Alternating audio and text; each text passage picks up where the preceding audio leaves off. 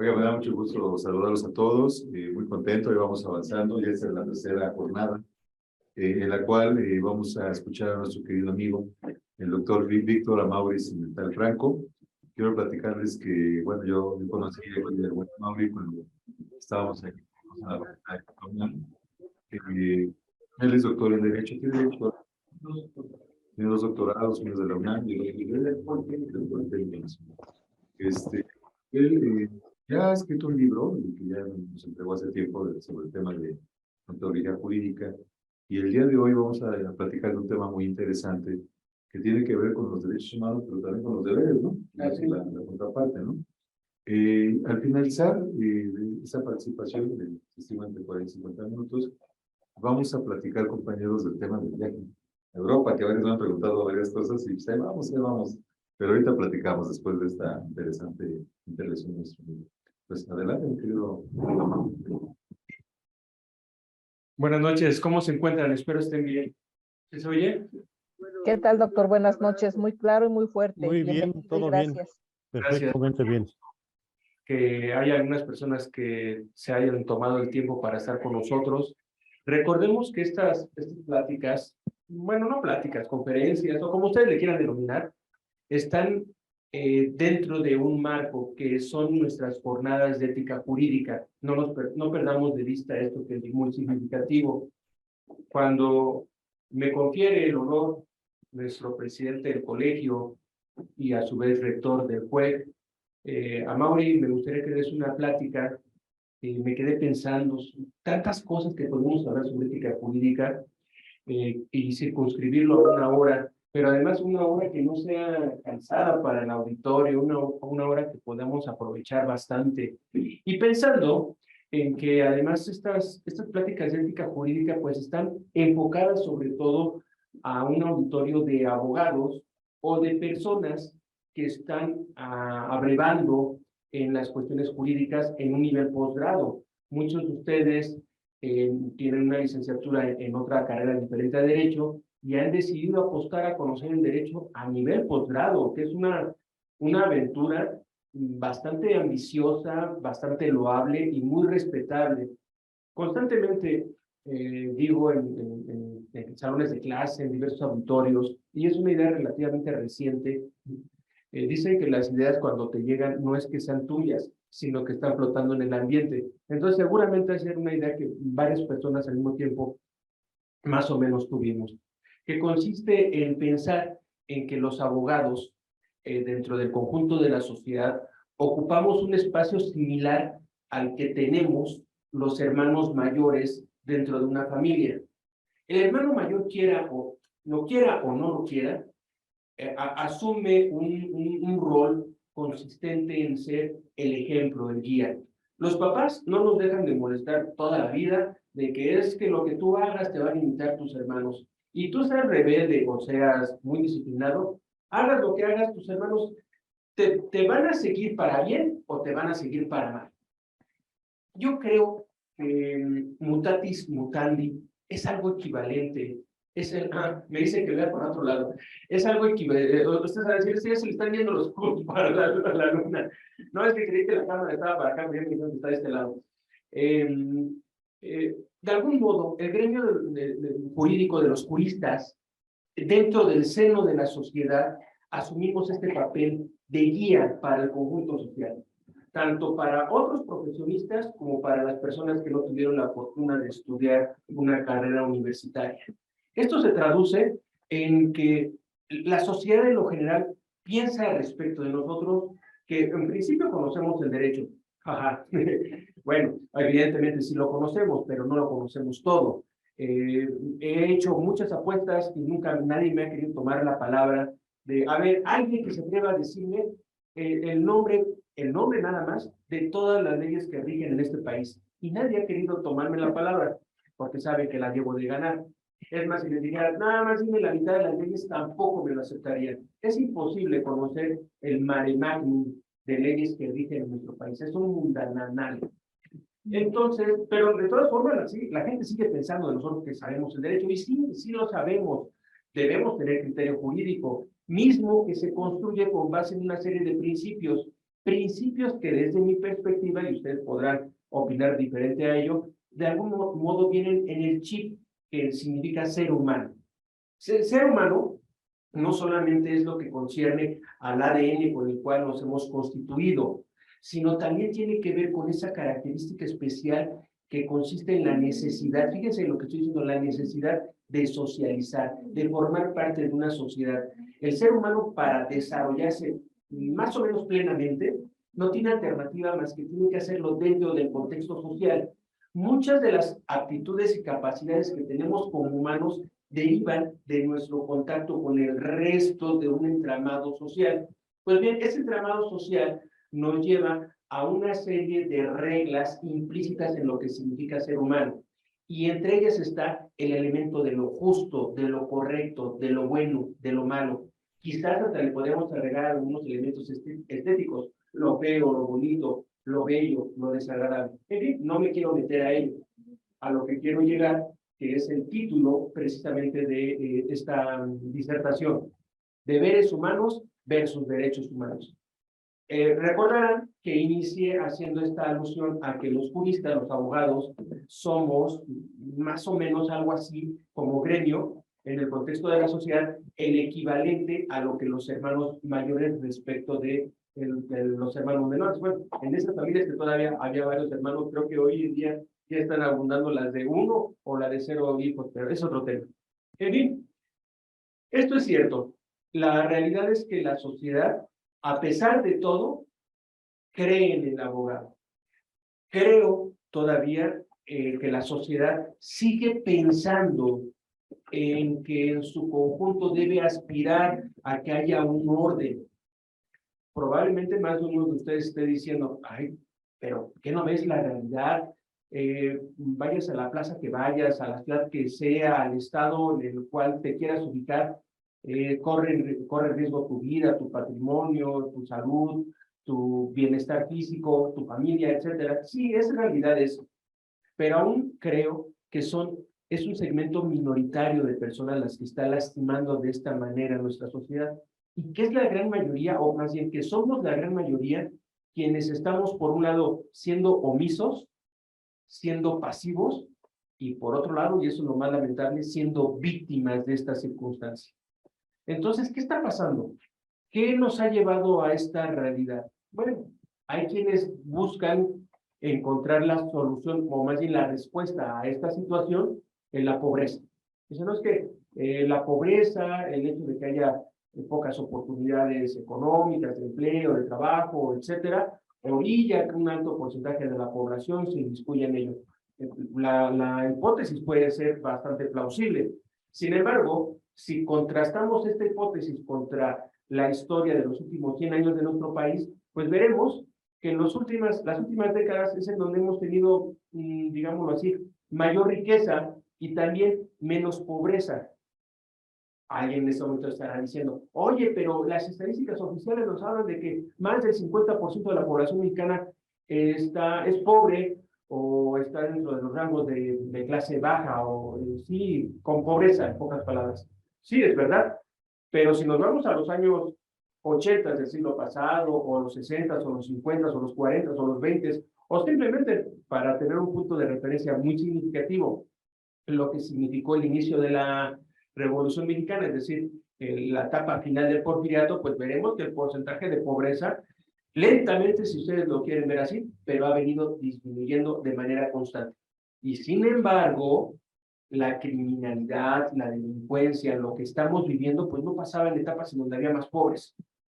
Brinquemos a otra de las hipótesis. Bueno, no es la pobreza, es la ignorancia. Buena hipótesis.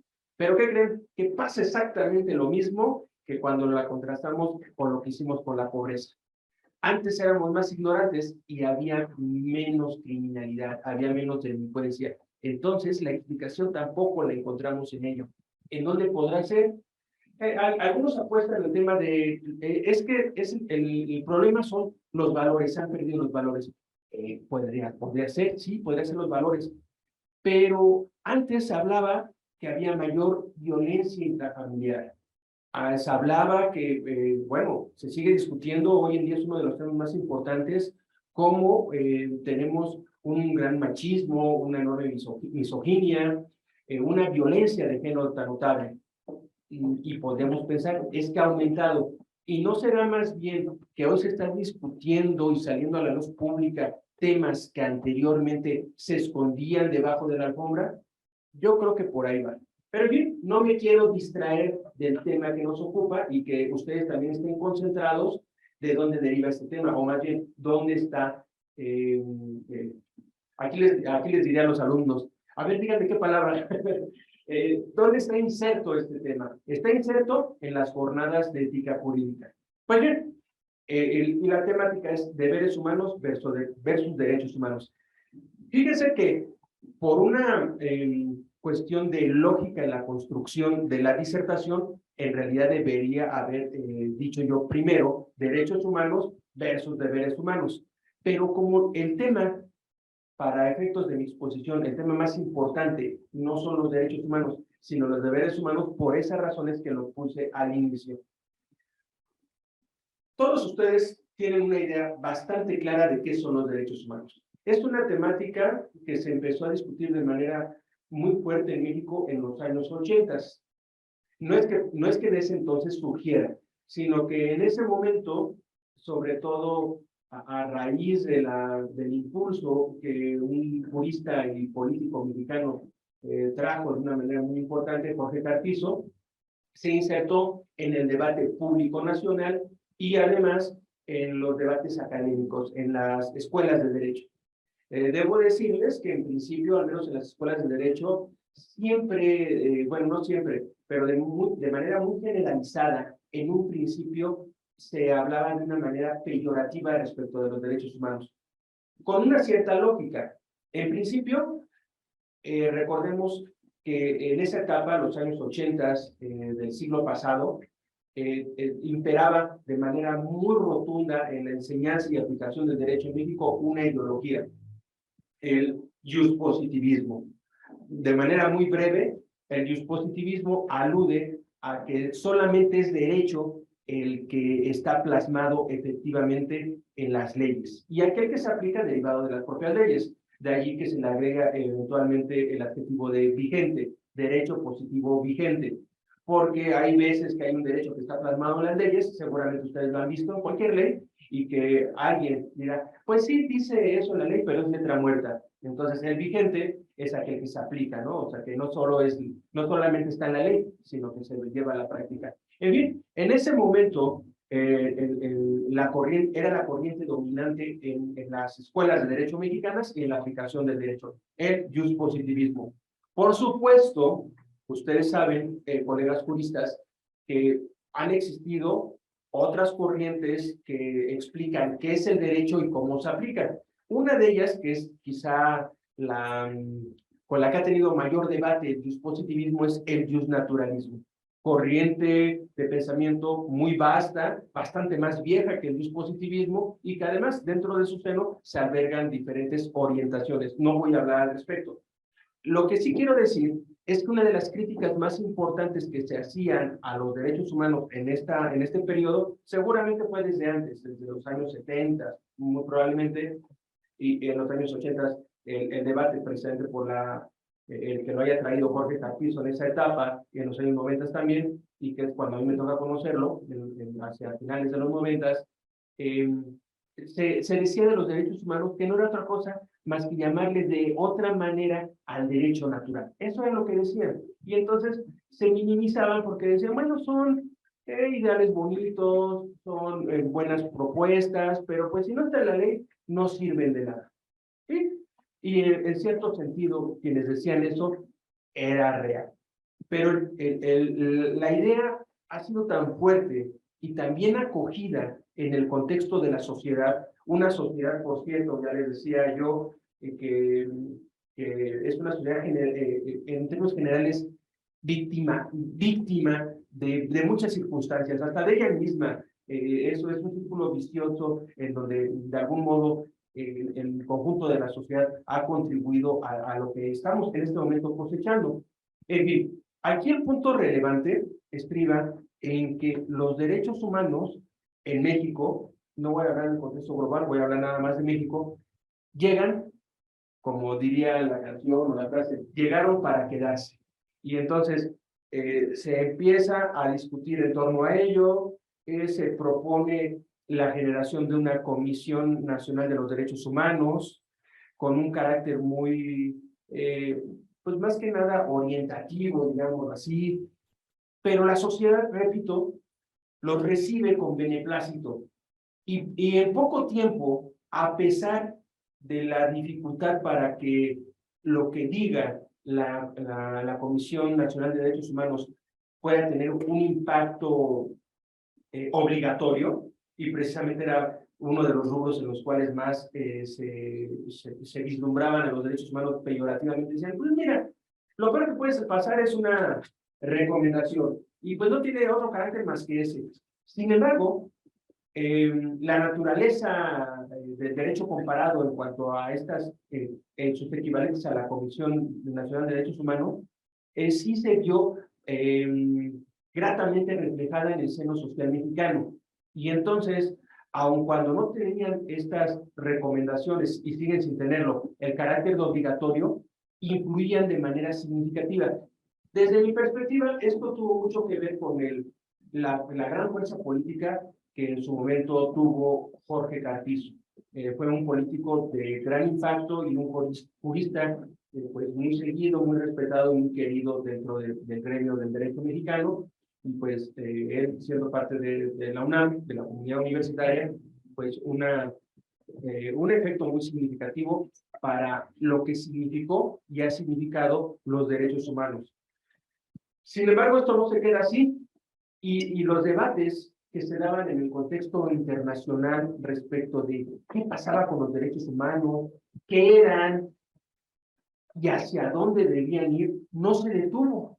Y entonces el efecto, la influencia hacia el principio, diría yo, la academia mexicana, entre academia, perdón, y el escueto o pequeño rubro de investigadores, fueron impulsando de una manera rotunda para que el efecto, la importancia, la significancia de los derechos humanos no se quedara solamente en una comisión nacional y después las correspondientes a cada una de las entidades federativas, las comisiones estatales, sino que se trasladaran a algo que se le ha denominado la positivización de los derechos humanos, al incluirse de una manera hasta cierto punto sorpresiva para la gran comunidad jurídica mexicana en la Constitución de nuestra nación.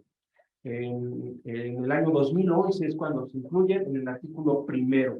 Y a partir de entonces, pues todavía adquieren un mayor peso. De por sí lo tenían, pero en ese momento es aún mayor. Y entonces esto ya me está acercando bastante, sí, esto se acerca bastante a lo que yo quiero hablarles sobre todo, la temática de los deberes humanos.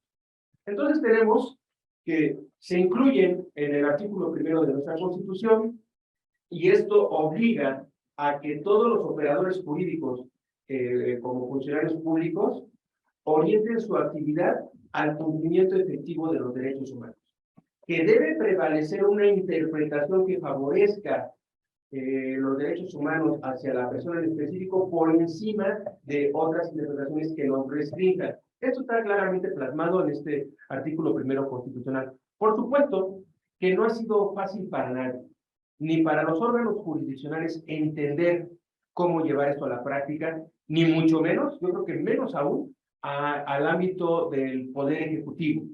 Los poderes ejecutivos, hablando de lo federal y de los estatales, y agregaría organismos y órganos autónomos.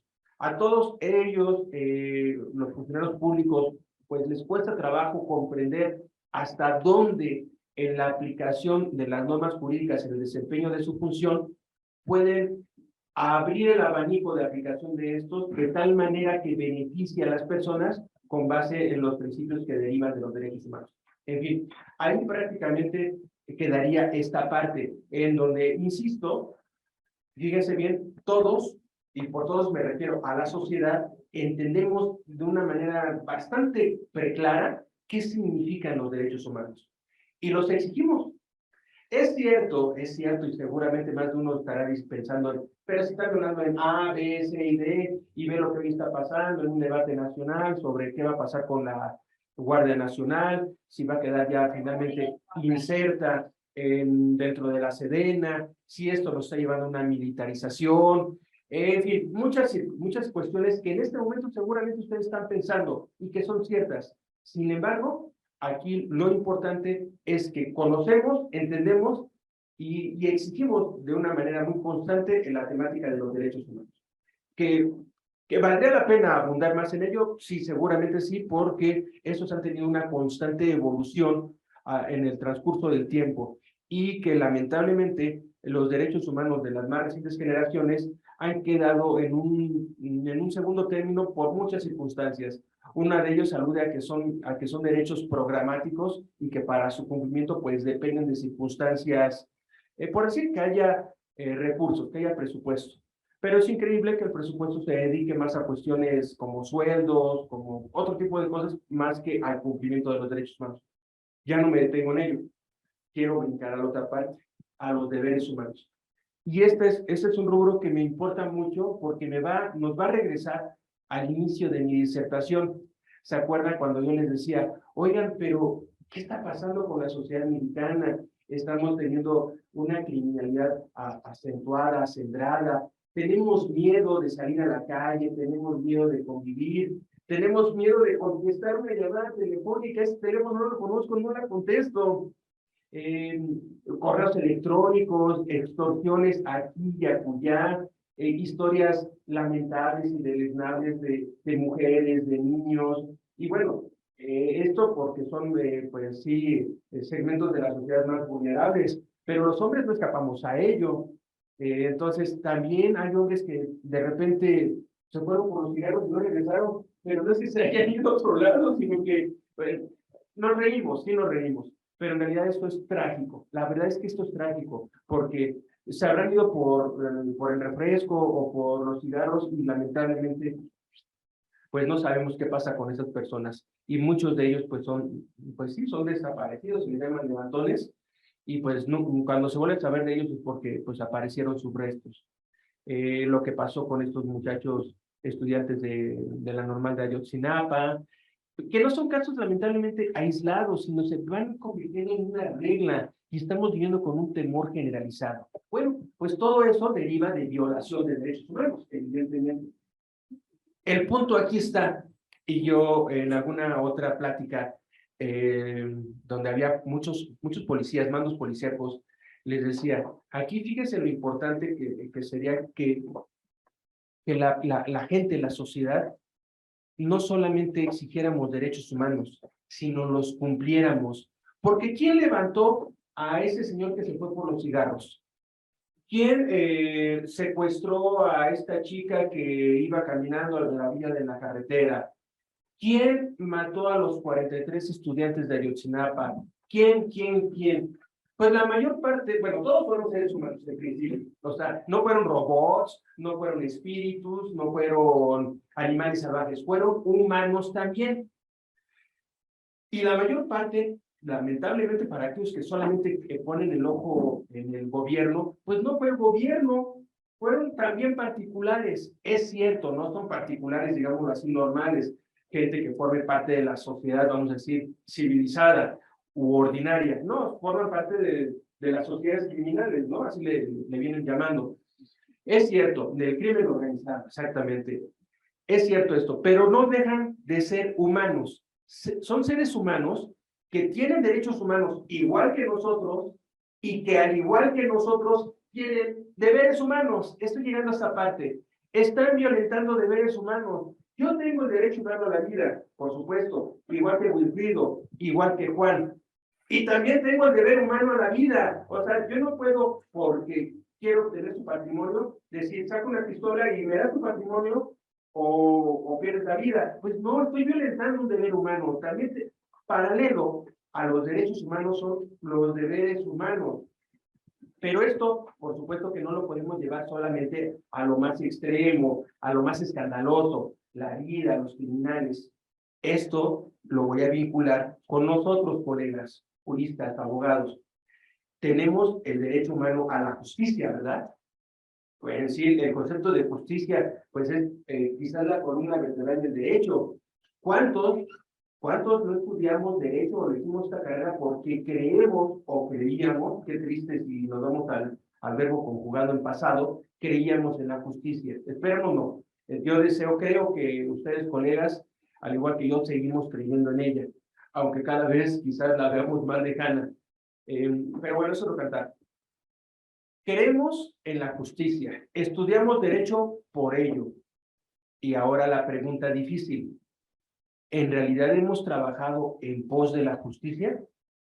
Es una pregunta que nos debemos responder cada uno de nosotros. Y esto tiene mucho que ver con esa analogía que yo les decía de que somos los hermanos mayores de la sociedad. La sociedad nos pregunta, nos confía, cree en nosotros. Y desde mi punto de vista, que puedo estar equivocado seguramente, creo que le hemos fallado a la sociedad. Creo que el gremio de los abogados, el gremio de los juristas, ha aportado no un granito de arena, un conjunto de ladrillos, varilla y arena para construir este monstruo social que estamos padeciendo. Hemos contribuido con un ejercicio de la práctica profesional jurídica alejado de los ideales en torno a los cuales decidimos estudiar esta maravillosa profesión. La hemos torcido. Puedo apostar que la mayoría de ustedes no es el caso, seguramente. Pero ¿cuánto hemos hecho para evitar que sigamos por los caminos torcidos de la vida? Probablemente muy poco. Y entiendo que digan, es que las reglas del juego no las puse yo. Totalmente de acuerdo. Y también entendería que me dijeran, es que si me opongo a esto, pues no camino. Es cierto, pero no podemos ser omisos ante ello. Tenemos que hacer mucho más que ello. De allí, precisamente, la importancia de hablar de los deberes humanos, en lo general, de discutirlos, de generar una teoría sobre los deberes humanos, así como tenemos, no una teoría de los derechos humanos, tenemos N cantidad de los derechos humanos, qué son, cómo se aplican, a dónde van, para qué nos sirven. Pues lo mismo tenemos que estar hablando, compañeros, disculpen ustedes, respecto de los deberes humanos. Pero al menos en el caso mexicano, pues no están en el mismo rango constitucional que los derechos humanos. Me preguntaba un colega, oye, pero estos deberes humanos también son jurídicos, y le decía, son tan jurídicos como los derechos humanos. Pero es que suenan más como una cuestión moral, pues claro, igual que los derechos humanos también tienen una matriz moral significativa, no se pueden disociar de ella.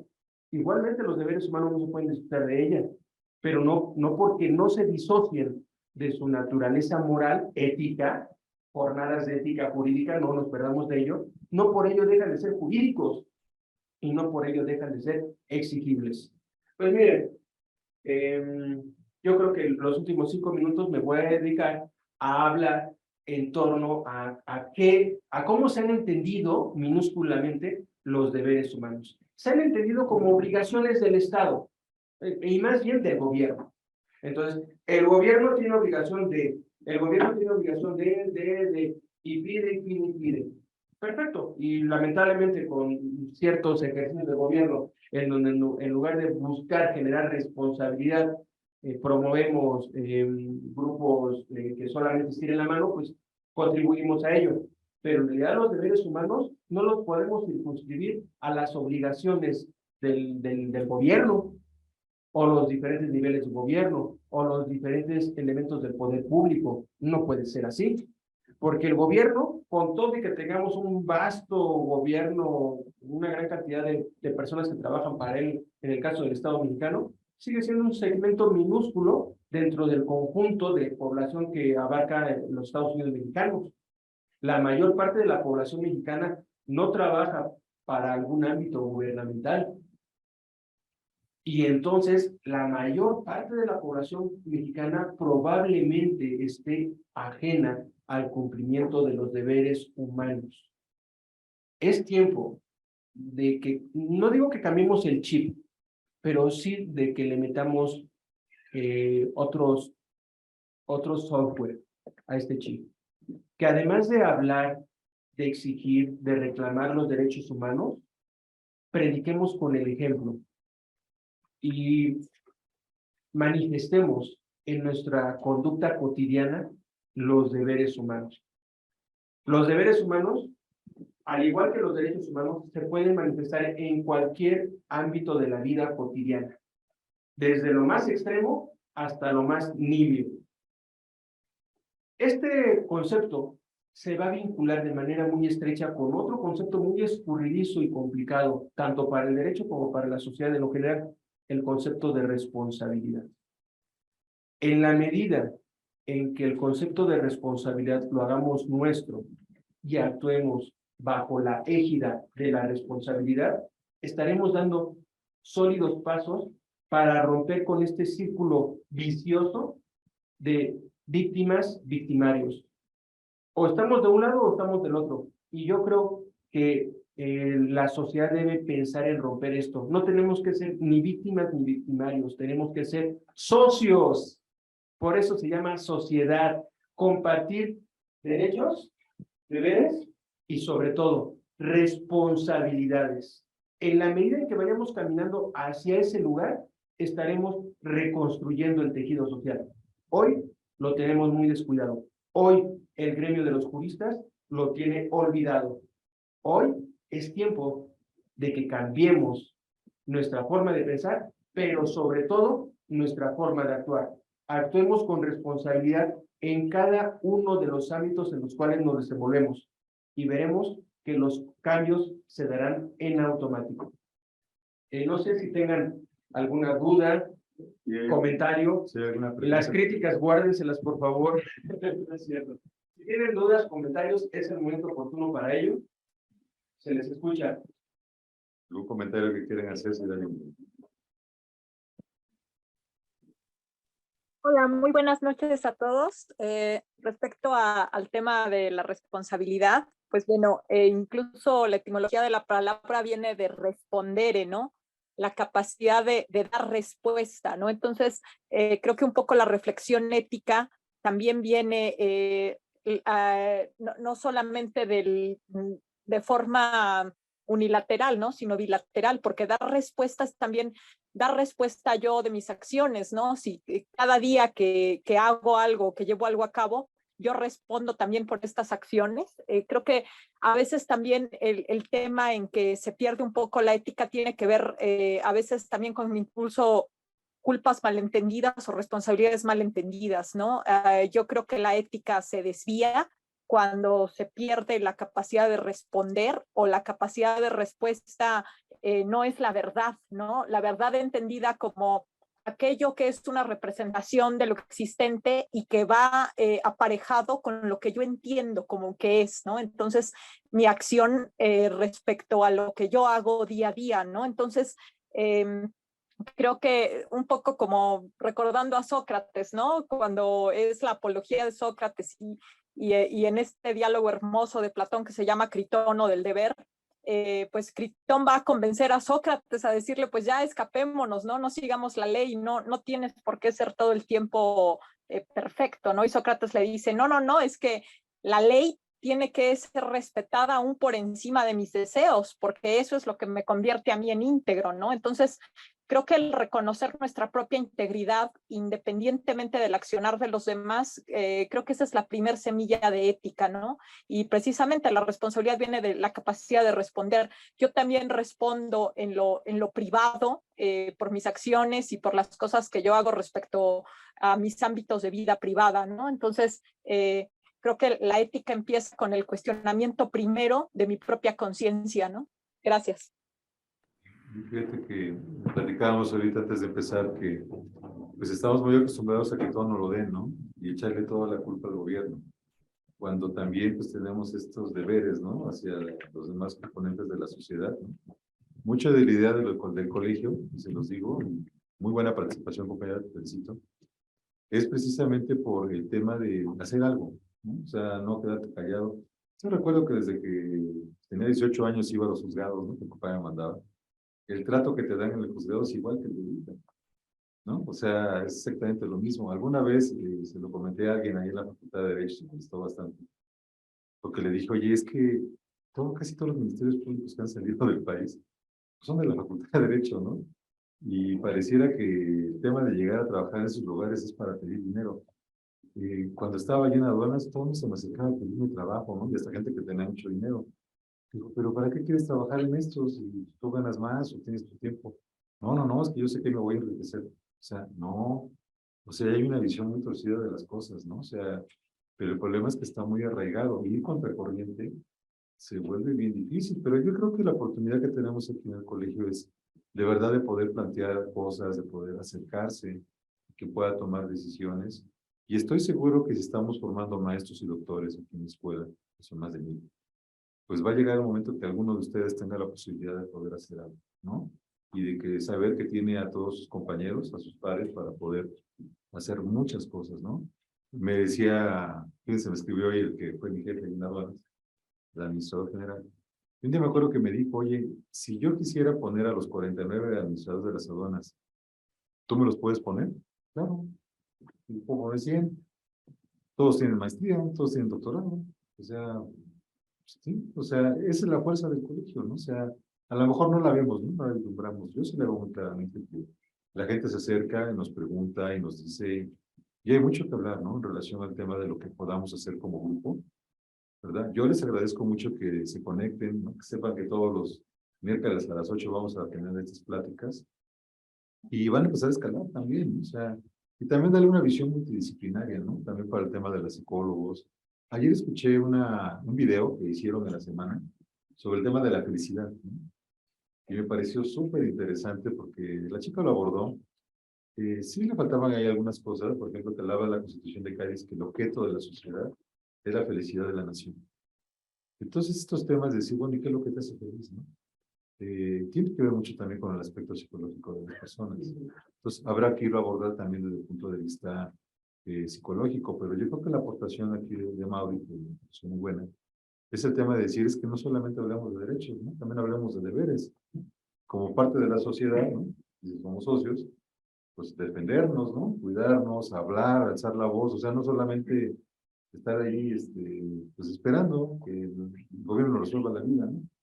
¿No? Hacer algo, y sobre todo que somos gentes, gracias a Dios, tenemos la posibilidad de poder, de poder hacer cosas, de poder hablar, de que tenemos un grado académico. Yo creo que eso es bien interesante, ¿no?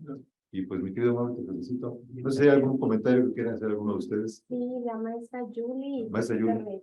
Adelante, maestra Julie. Gracias, buenas noches a todos.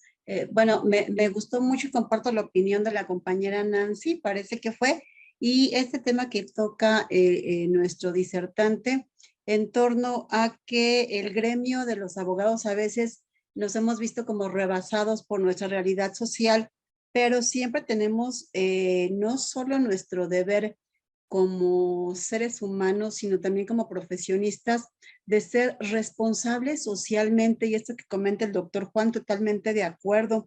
Siempre estamos esperando que el Estado resuelva todo, y qué es lo que nosotros hacemos en la parte personal. Hoy comentaba con una de mis colaboradoras, ¿qué haces tú ante una situación tan simple como es la violencia familiar? Estamos acostumbrados como a quedarnos callados cuando vemos una situación de violencia.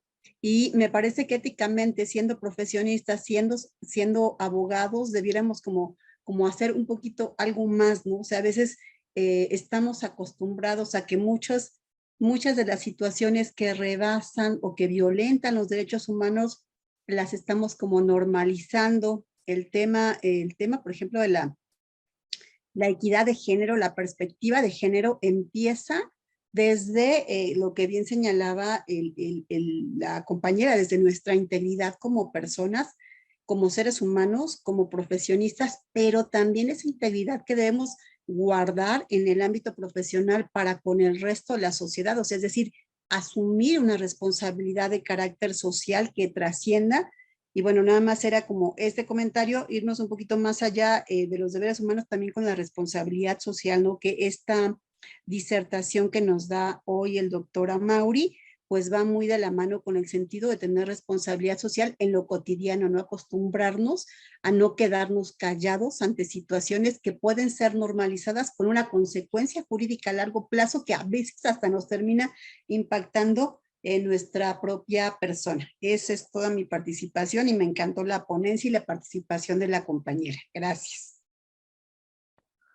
Adelante, ¿qué? José Ferreira. José Ferreira. Ay, bueno, amigo José. Buenas noches, doctores. Pues me da mucho gusto saludarlos y la verdad, sobran de más las felicitaciones, pero es importante siempre decirlas. Hay casi cuando se tratan los derechos humanos se olvidan del capítulo 5 de la Convención Americana sobre los Derechos Humanos, que precisamente habla el artículo 32 de la correlación entre deberes y derechos. Y es un tema verdaderamente que los que nos hemos dedicado a la defensa de los derechos humanos en los últimos años, es la razón de ser. Y precisamente que eso nos cuesta mucho trabajo porque nos hemos acostumbrado a ser una sociedad que solo se queja y que espera del paternalismo del Estado para que le resuelva, cuando el Estado no lo debe de resolver, lo debe de resolver la sociedad. Con su permiso, doctor, me gustaría leer, es muy pequeño ese artículo, que dice, correlación entre deberes y derechos, el artículo 32. 1. Toda persona tiene deberes para con la familia, la comunidad y la humanidad.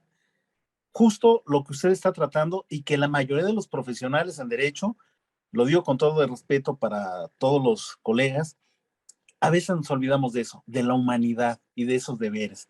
En el punto 2, que es donde termina, dice, los derechos de cada persona están limitados por los derechos de los demás, por la seguridad de todos y por las justas exigencias del bien común en una sociedad democrática. Esas frases son tan profundas, tan difíciles de aplicar, en donde la sesión pasada, la pregunta con la que cerró la ponente decía, ¿la ética es sinónimo de legalidad? Y lo vemos hoy en día que precisamente este colegio tiene esa intención de que pueda hacer pronunciamientos quizá en su momento ya con más madurez, donde vemos, digo, funcionarios, voy a omitir ahorita decir nombres, pero que transgreden los derechos humanos. Algunos congresos cuando emiten las leyes van carentes de ese sentir y de esa correlación por otro tipo de intereses. Y pues la verdad, eso es lo que yo quería mencionar, que me da mucho gusto pertenecer o que me acepten en un lugar donde están siendo innovadores al retomar la esencia final de que debe de tener todo profesional y todo ciudadano entre la correlación entre derechos y deberes, porque siempre se nos olvidan tanto los deberes y las obligaciones, ¿verdad? Muchas gracias. Carles, y aquí nuestro buen amigo José Ferreira. Hicimos varios plantones, ¿verdad, José? Aquí en el Tribunal Superior de Justicia, incluso una vez a la Procuraduría, y derivado de eso nos invitaron a dar unas conferencias hasta en Aguascalientes, fuimos. Y tiene que ver mucho con eso, con el tema de alzar la voz, ¿no? O sea, no por todo, ¿no? Tampoco nos puede ser un tipo ricoso, pero pues sí como que intentar querer cambiar las cosas, ¿no? Y yo fue donde me di cuenta que solo no haces mucho, ¿no? Pero ya cuando te juntas con personas que tienen de alguna manera ideales parecidos, ¿no? Como el caso de aquí de José, la verdad es que se pueden hacer muchas cosas, ¿no? Muchas cosas. Con José hicimos una conferencia en la Facultad de Derecho de la UNAM, donde hicimos 3 conferencias, donde invité a psicólogos, 2 jueces, compañeros de ahí de la facultad, Vicente Chelis, compañero también Jorge Ibarra, que descanse, y venía mucha gente de todos lados, y es cuando te das cuenta de la gran necesidad que tiene toda la población de tener acceso a esas maneras de expresión, ¿no? Afortunadamente aquí a través de lo que tenemos hoy en día, que es el Zoom, todo esto, pues tenemos la posibilidad de conectarnos, ¿no? En todos lados, y eso la verdad es que es una herramienta muy valiosa que hay que aprovechar, ¿no? Pero hay que participar. Y miren, ahorita estamos esperando, ya nos han hecho invitaciones, no queremos pues hacerlas cada rato, pero sí para que de alguna manera participen todos, se puedan expresar, ¿no? Hay una invitación ahí al Senado, nada más estamos afinando las fechas, porque se le puso difícil ayer al senador, ya vieron cómo se puso la cosa de ahí en la Cámara de Senadores, pero Me gustaría empezar con esa, ¿no? O sea, acercarnos, ya mandamos cartas a diferentes lados para hacer invitaciones, y a la medida en que nos vayan recibiendo, pues ir expresando ese sentido, ¿no? O sea, todo eso que traemos acumulado de muchos años, compañeros, injusticias, temas de que, oye, esto es absurdo, oye, esto, va a llegar el momento en que los podamos expresar con las autoridades que tienen la posibilidad de tomarlo en cuenta. Entonces, yo creo que hay mucho que hacer por el país. Yo siempre creo que desde nuestra trinchera, desde esta humilde trinchera podemos hacer mucho, ¿sí? Podemos hacer mucho, pero siempre juntos, no solos, ¿no? Entonces, en la medida que el colegio vaya creciendo, pues esto va a ser más fuerte, ¿no? Entonces, hay que irlo haciendo. Alguien más que estaba ahí, ¿no? Sí, la doctora Marilena. Marilena Ayala, adelante, Marilena. Buenas noches, gracias por la oportunidad. Pues solamente quería yo redondear lo que han comentado nuestros otros dos compañeros. Yo creo que aquí lo principal, y hablando de ética, tendríamos en primer término que ubicar cada uno de nosotros de manera individual cómo está escalonada esta pirámide de valores que cada uno de nosotros como seres humanos debemos tener, debemos contener, empezando por el respeto que se merece hacia a uno mismo y hacia las demás personas.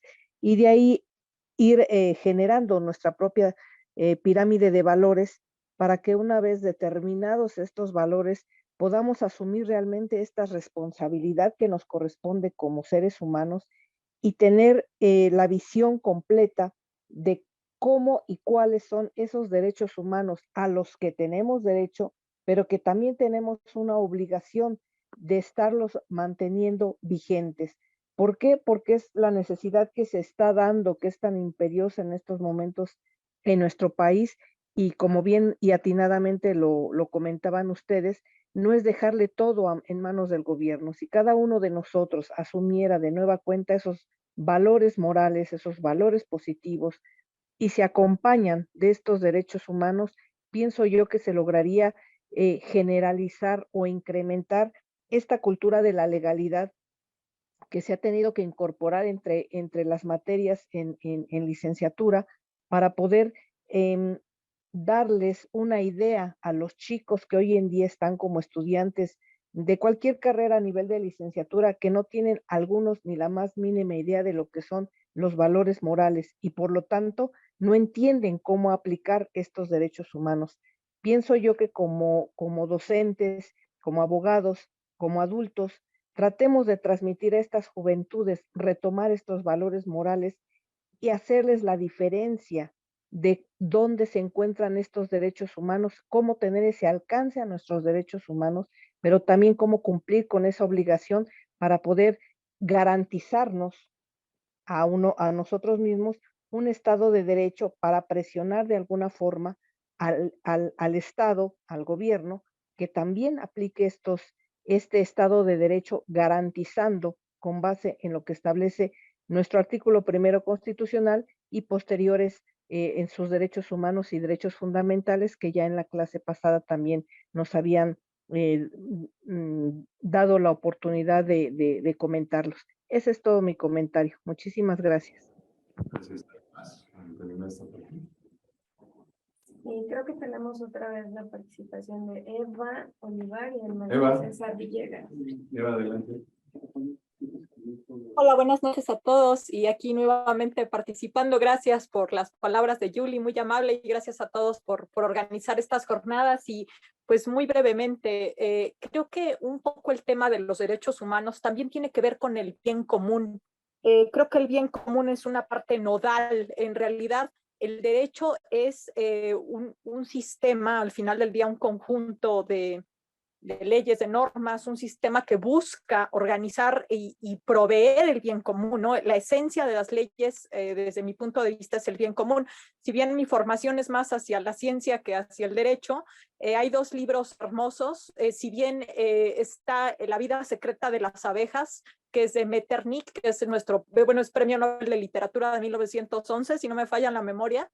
Y está también otro libro, normalmente Darwin siempre nos dan el origen de las especies como cantaleta en todos los niveles educativos, pero tiene un segundo libro que es precisamente el del origen del hombre, que es un libro también hasta romántico, me atrevería a decir, donde habla precisamente de que la adaptación social, cuando se llega a este término en donde la comunidad es la prioridad, como también expresa Metternich en La vida secreta de las abejas, es lo que permite la evolución, ¿no? La evolución en realidad no se genera en un ámbito individualista, porque los entes que se desarrollan desde lo individual, pues difícilmente consiguen un progreso. El progreso en realidad viene del esfuerzo común. Hoy estaba leyendo por la mañana una entrevista, ahorita que estaba muy de moda todo el tema del telescopio Webb, que fue el que pusieron en órbita hace poco y que ha estado como muy de boga. Hay una entrevista ahí en el periódico del Economista a un astrobiólogo, ¿no? ¿Qué hace un astrobiólogo? Pues bueno, es una persona que se dedica a ver cómo comenzó la vida, ¿no? Esa es su materia de estudio, ¿no? ¿Qué es lo que nos llevó al origen de la vida? Y es muy curioso que la entrevista cierra diciendo, es que si nosotros nos centramos en el egoísmo y en el individualismo, definitivamente esto va a ser un retroceso evolutivo, ¿no? Hablando en términos de ciencia 100%, pero al final del día, pues la sociedad es un animal viviente, por decirlo de alguna forma, ¿no? Entonces, creo que si partimos de los individualismos o de los egoísmos o incluso de tomar la vocación simplemente por el tema de fama, hay otra frase de Churchill que dice, hoy en día es más importante ser famoso que ser útil, ¿no? Entonces, algo que me gusta del colegio y del que considero muy valioso del colegio es que precisamente el colegio busca ser útil a la sociedad, ¿no? Cuando se es útil para el bien común, cuando busca dar un servicio, un don de servicio a los demás, creo que esa es la profesión verdadera. Uno ejerce su profesión cuando uno ejerce un don de servicio a los demás, cuando uno empatiza, cuando uno genera un sentimiento por el bien común, ¿no? Y no solamente un sentimiento, sino también crea ciencia, crea teoría en torno a este entender que cuando el bien común es parte de lo humano y cuando la empatía es parte de aquello que nos hace ser, pues definitivamente uno puede cambiar la realidad en la que vive, ¿no? Gracias y felicidades a todos. Al contrario, gracias. Cuando el ser humano pues, no se deja de ver como animal solamente, ¿no? Y se da cuenta que tiene espíritu, ¿no? Y que tiene un alma, pues es donde tiene que ver el tema del humano, ¿no? Entonces, pues es muy interesante lo que dices. Gracias, Eva. ¿Quién más? Gracias, Eva. ¿Qué? César Villegas, adelante. Muy buenas tardes, saludo a todas y todos. Doctor Cimental Franco, muchas felicidades por su exposición. Yo solamente compartir con ustedes de manera verdaderamente muy breve dos o tres conceptos con los cuales me quedo de esta magnífica exposición. En primer lugar, sí, el replanteamiento que hace el doctor Cimental de este contrato social que no por ser tan antiguo, no amerita una evaluación, un estudio, incluso llevar al tema de la reconsideración sinalagmática de este contrato social, en donde no solamente se trata de derechos humanos, sino también de deberes humanos, en donde no se trata de ninguna manera de quitarle responsabilidad al Estado. Se trata de cumplir con la parte que le toca a la sociedad, porque finalmente el Estado se compone de personas que formaron parte y siguen formando parte de la sociedad. Entonces, no podemos esperar de ninguna manera que la persona convertida en servidor público sea distinta a lo que fue como persona parte de la sociedad civil.